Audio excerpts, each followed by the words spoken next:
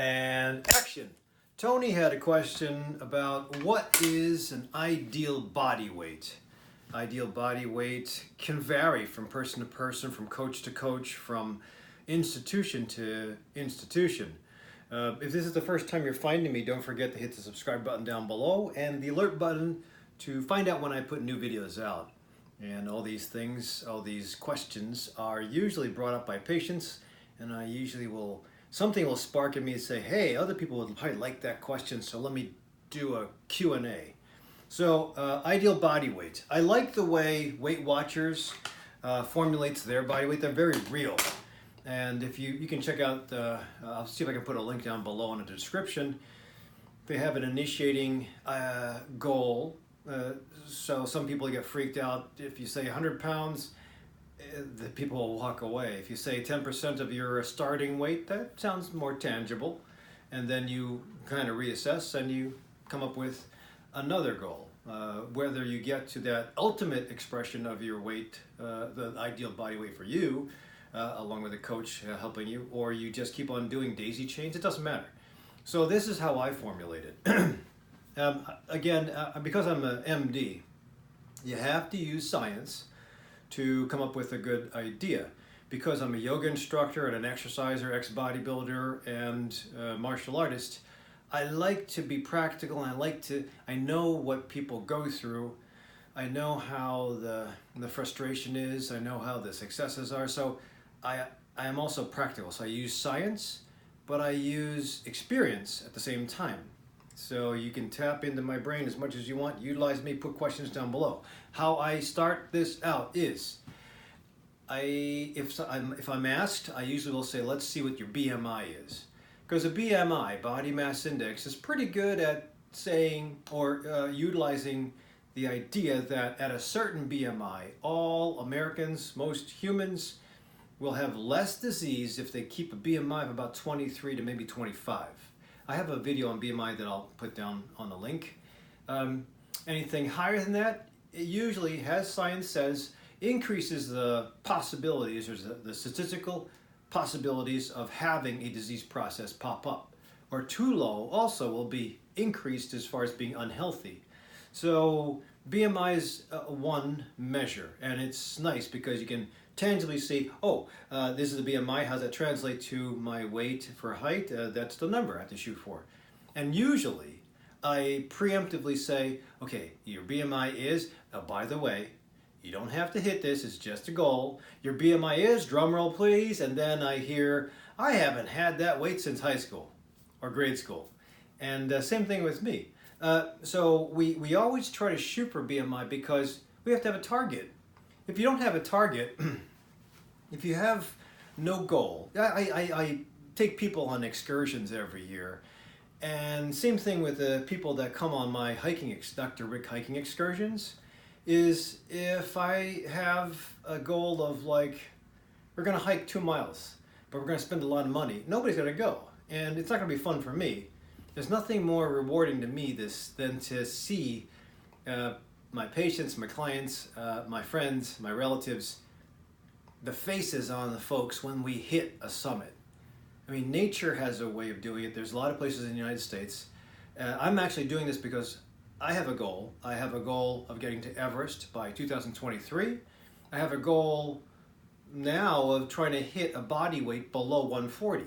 Haven't had that for a long time, and I don't remember, I think it's 2007. And it might not be tangible for me to hit that, but I still have to have a goal. Same thing with my hikers. It might not be tangible for everybody to get to Everest with me, but every year, if we do daisy chain smaller hikes, it might be tangible to do those small hikes every year. Keep me in shape.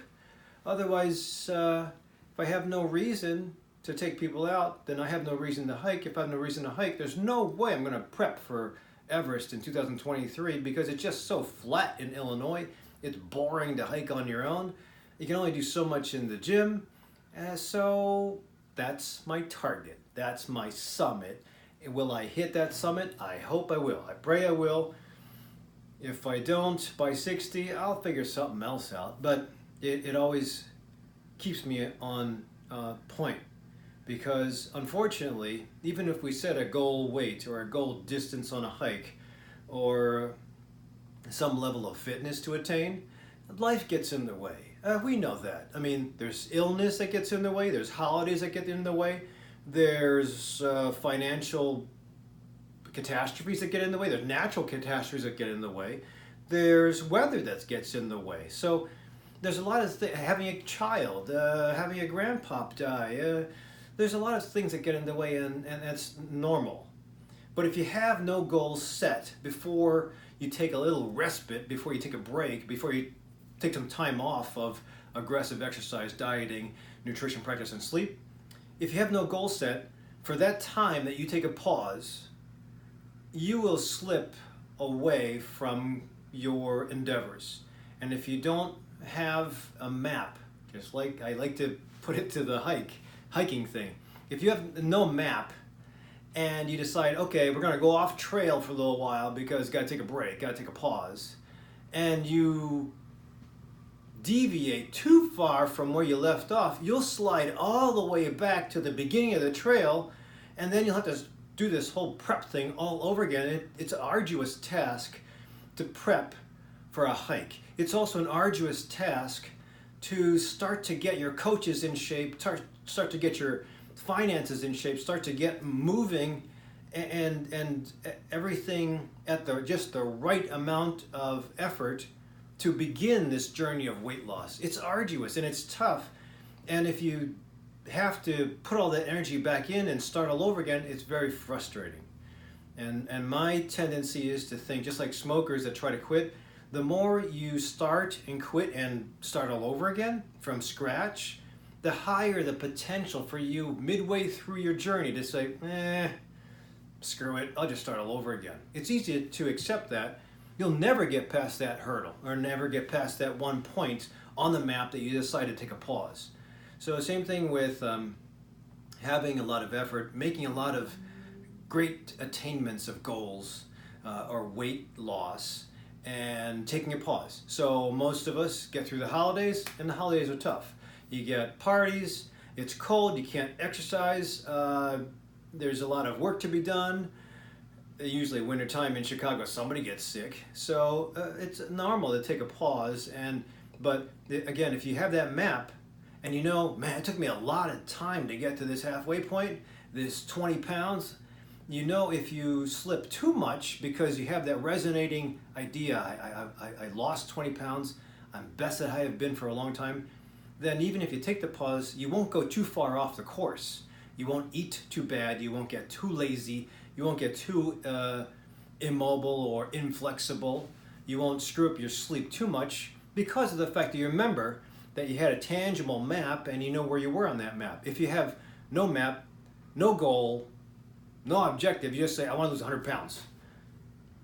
Then when you go off the reservation and you have to take some time off, it's going to be hard. What did I do?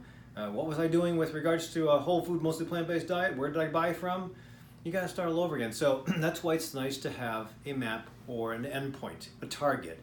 Now, as far as that body mass index, it helps to just establish a target. As far as realistic, I think it kind of depends on the patient. I always try to start with get a little bit more flexible, get a little bit more fit, so that we can at least start an exercise routine. 3 days a week, 30 minutes at a time. Get your body used to fast heart rate, sweating, shortness of breath. Also, get a little bit more knowledge. Read a little bit. You don't have to dive into novels and read an entire book every night, but you should at least make yourself comfortable with knowing what a calorie is, what a carbohydrate is, how to translate a whole piece of fruit or a salmon fillet into tangible numbers. I think numbers are always going to keep you accountable. Again, going back to Weight Watchers, Jenny Craig, C.L. Sutton, it's nice when you have numbers. Unfortunately, when you put a metric on a food, you take the love and the value out of just tasting really good food.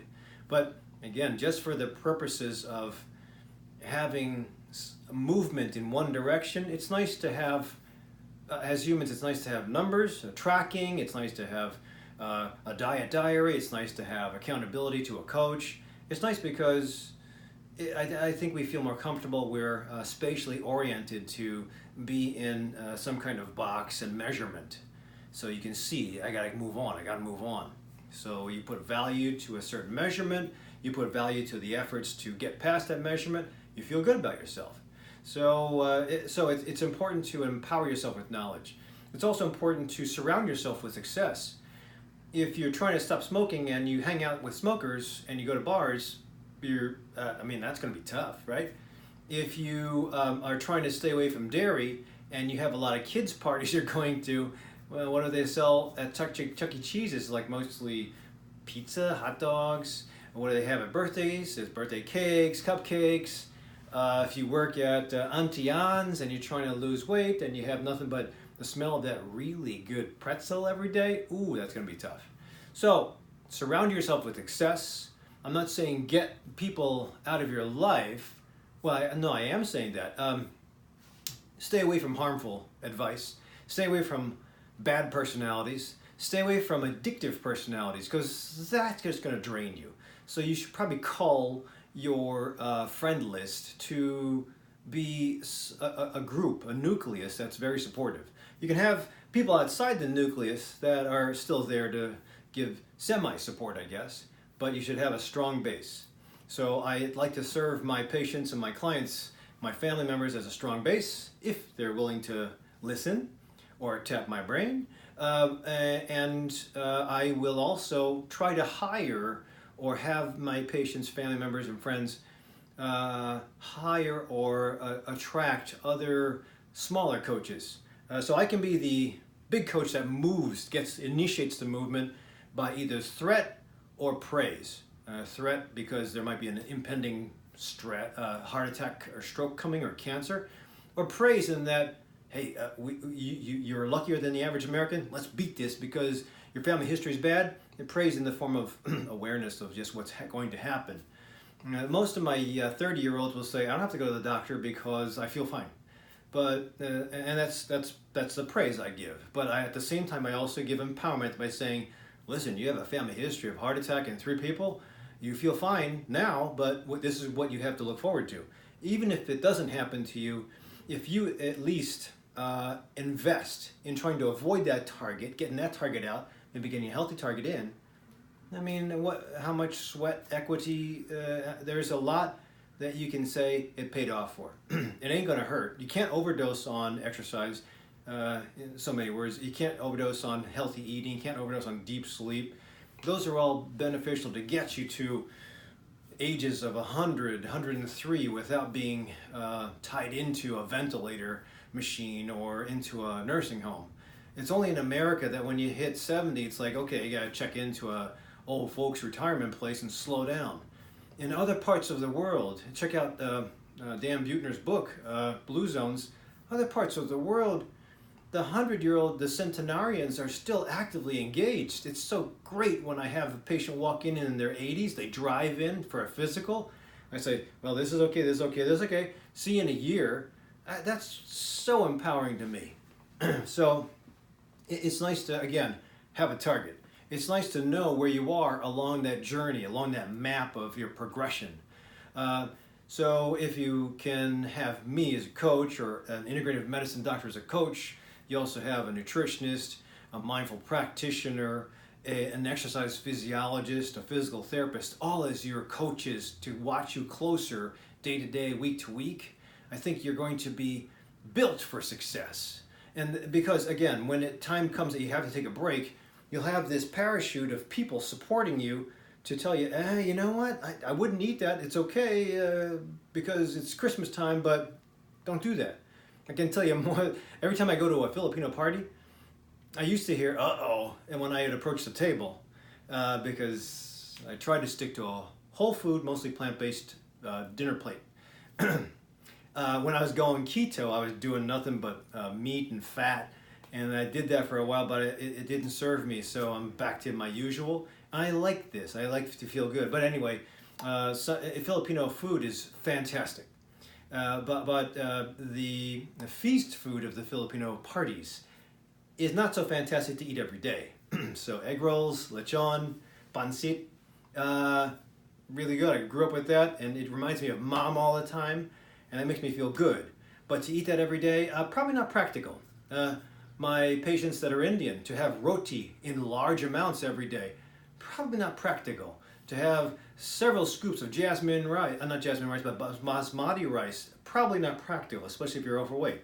My Spanish Americans or Mexicans, to have tortilla and tacos and just pile on the carbohydrates, probably not practical. So I'm not saying you have to switch your cultures. I'm just saying you have to be educated. And you have to get somebody that speaks and knows your culture, or at least knows nutrition, to give you the best bang for your buck. If we're on this journey, I'm going to get to Everest. And every year I'm going to go to a higher altitude till I get to Everest quality. And then after I hit Everest, I'll probably reformulate another goal. But if we didn't have goals, I wouldn't be putting the effort out. I mean, again, not to get back to what I was talking about before, but when you're trying to lose weight and you technically have to suffer when other people are enjoying their fatty meals, or when people are on the couch and you say, hey, you want to exercise? And everybody says, nah. It's like, oh, it's so defeating on a Sunday to exercise. There's nobody there in the gym, but I'm usually the only one. But I tell you what, it's tough to get there, but I know I have to because of that goal. When I'm done, I'm very empowered. Then I get home, I didn't miss out too much time, I feel good, did my duty, I can enjoy without guilt. And that's the other thing too. That brings me to, when you are on a roll, I usually say, if you're going to, in Chicago, burn up and utilize and step on the gas 110% to your goal, you might want to shoot for Halloween, October 31st. Might want to shoot for Halloween to be the best you can be, and maybe 5 pounds less if you're trying to shoot for a goal. Weight. Because if you go into Halloween 5 pounds less than you did in the springtime or in the previous Halloween, then you can actually gain weight during the holidays of Halloween, Thanksgiving, Christmas, and New Year's. So that changes the paradigm. If you kick your ass and you suffer and you do the best you can, August, September, October, and then you hit a goal, then you can kind of take a break, take a pause, slide through without getting too bad, slide through the holidays, actually gain 5 pounds because you went under 5 pounds. You can gain 5 pounds without any guilt. You can come out of New Year's and you get back on track again. Get back to the map, get back to the training. You won't fall too far off because of all the intense investment that you put in the fall. And usually in Indian culture, and also I believe in Chinese medicine, between when there's a change of season and you go from the vegetables and fruits of summer to the vegetables and fruits of winter, especially in northern climates, you have to have a detox of some sort. So I usually say October would be your detox, when you kind of take a break. Same thing with spring. So you detox as far as 7 days versus 21 days, doesn't matter. You just hallmark those two parts as being time to take a break. Whether you take a break for what I mentioned, October, November, December, January, or you just take a break for a month and you get back into it because you're excited about your goal, whatever it is, we just prepare for the times that we're going to take a break by having a preset goal and a target, because that target is elusive, as I mentioned, a target to remember and to hold and cherish in your heart and in your mind, and on your calendar. So I talked about having a BMI set, having a short target for the year, having a long target, even if it's an audacious one, having a long target. And I usually also start out people with first taking care of injury, let's say the flexibility and the getting the cardiac kind of set for exercise, taking care of deficiencies in vitamins and nutrition, taking care of educational deficiencies by trying to imbibe more information, tap other people's minds, read books if you can, watch videos on YouTube if they're reliable, and then again, try to embrace good sleep. When you have good sleep and when you're regimented, that's the rebuild time. In fact, if you have a good night's sleep, the brain rewires itself, the glial cells take away inflammation, You put problem-solving skills into memory. You have muscle repair itself. You have the adrenals rebuild themselves so they're ready for the morning. There's nothing like good sleep, and sometimes we think we can get by with limited sleep, but if you have a regimented practice of sleeping, it'll prepare you for the exercise and the nutrition and the fasting you do the next day. So it's important. That's very important, and that's usually associated with some mindful practice. Like I always say, we're missing mindful practice in most patients, whether it's guided imagery, mindful practice, meditation. It doesn't matter. When I ask a patient, do you have any mindful practice, and they say, well, I don't do yoga. Yoga is moving meditation, but there's a whole world of things that will help you decrease inflammation, help you stay on track, especially when starvation symptoms start to come up, hunger symptoms start to come up. If you're mindfully sound and you're ready and you're bulletproof for stress reaction, then you get through that time when you're really hungry. So that's a well-rounded idea of what I would say will get anybody to goal. So the body weight is just relative to the patient. Tony, it's a good question. I always will say it really takes me asking about your family history, me asking about your history from the past, me asking about what you do, knowing what your 2-week diary is, knowing who's in the house, who does the cooking, what you're used to as far as tastes, how much stress you have in your life, how much sleep you're getting, quality of sleep, medical problems that you have, limitations from previous injuries. So all these things are really what we're supposed to be asking as doctors to our patients, but in a 15-minute visit, which again, measurements are very important with insurance and doctors. 15 minutes seems to be this magic number. You got to get a patient figured out in 15 minutes. You got to get a plan done in that 15 minutes. And how is the easiest way to get through that 15 minutes? Prescriptions. Assume that everything's cool. Assume that a patient will tell me if there's something wrong going on. Take a gander of how they look. Watch their body mass index, their blood pressure, and take a weight, and then give them a prescription, and then see them back again. It's so screwed up. And there's no way. I think 15 minutes is a nice way to become rude to your patients, cut them off, tell them that you know what to do without listening to them. I think there's so much value in somebody's storytelling. That's why I say when a patient comes into the office, what's your story? Because I let them go ahead and talk. I think there's a lot of empowerment. I can figure out a patient just by listening and watching. Now, to get the fine details and come up with a formula of where we're supposed to be going, what we're supposed to be doing, what kind of hurdles that they might or might not realize, that takes time. So hopefully in repetitive visits, the time is truncated. We don't have to get too far. And when people are healthy, damn, they only have to see me that often. But it always is important for the first couple of meetings to figure that stuff out, get a good feeling for a patient, embrace his strengths, kind of address weaknesses, and just get to that goal. So Tony, good question.